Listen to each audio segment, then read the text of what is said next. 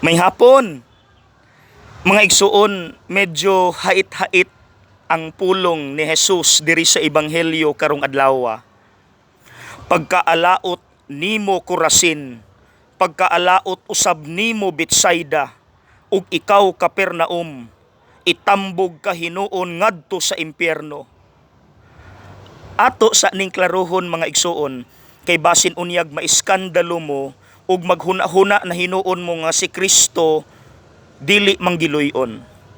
Mga igsuon, hinumdumi, dili kailanman mawala ang kaluoy, gugma ug pasaylo ni Kristo. Mao ganing iyang gikasab-an ang mga tawo aning tulo ka syudad kay gahig ulo. Naghimog dili maayo, nagtuman gihapon sa ilang kaugalingong pagbuot bisan human sa tanan niyang pagtambag ug mga maayong binuhatan, gahi gyud ulo. So, dili na ni actually bag-o nato. Halos gani kitang tanan nakasinati ani no, nga gikasab-an ta sa atong mga ginikanan kay naghimo manggod pud tag dili maayo. So, ang mga ginikanan padayon ta ani. Pero ang tawag nato dapat ani holy anger. Okay? Constructive nga pagpangasaba with the intention nga nangasaba ta aron sila mabag-o. Ayaw gyud buhata ang pagpangasaba nga makadaot na, destructive, sama sa singgit ug kulata, ayaw na. Katong makaayo. Nakalabay ko one time sa Boulevard, nag-walking ko.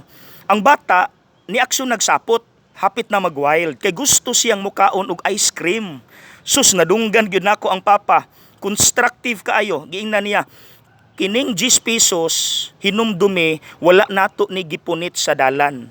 Inig kadako nimo, masabtan ra nimo nga kining 10 pesos, trabahuan gyud nato ni. Very constructive. Mga anak, kung kita kasab-an, kana tungod kay naghimo tag dili maayo. So ayaw dayog rebelde, ayaw dayog sukol, ayaw dayon og wild, layas, may pagmaghilom ta. Nakahimo man tag dili maayo. Atong hinumduman para nis atong kaayuhan.